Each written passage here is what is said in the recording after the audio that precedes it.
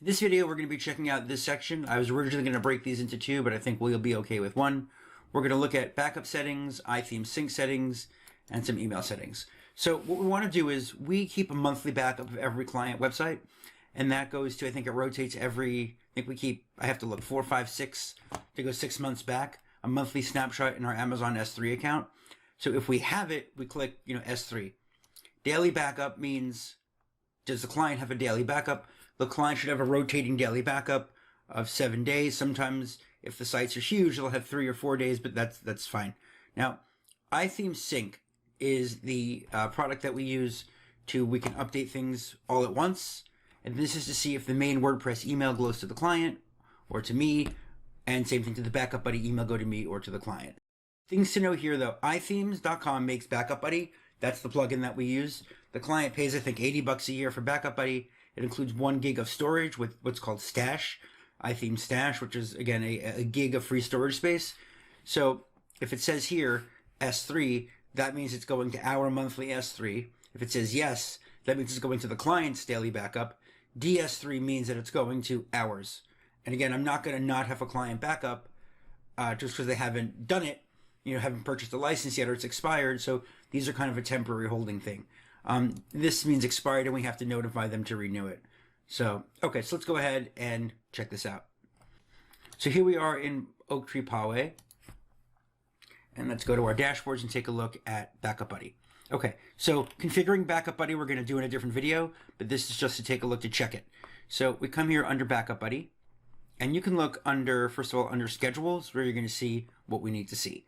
Let's take a look and we see, so now we've got short hills every month, complete backup, going to S3 QM, like QD, like every day, QM, Q month.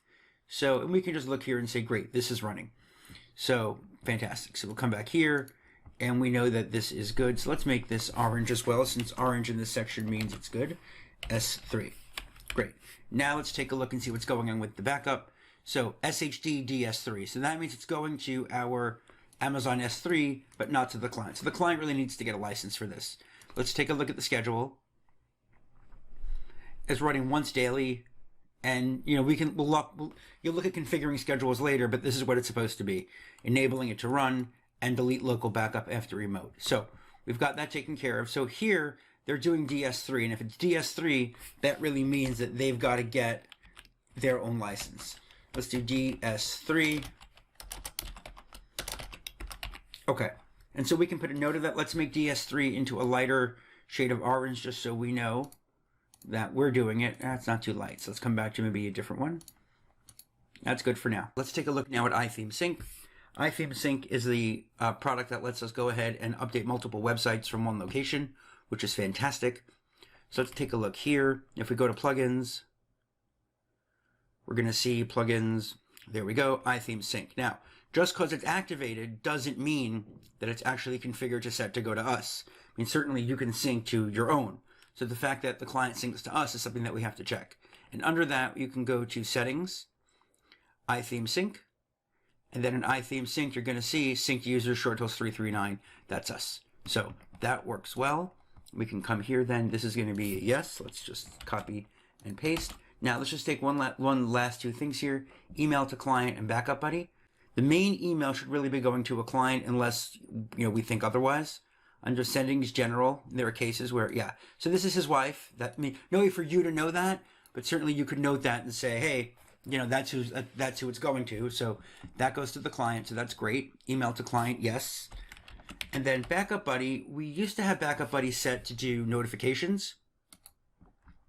So let's take a look at that. So under Backup Buddy, I think security also used to do notifications, but we turned those off because they're just unbearable for the client. So let's take a look here under Settings.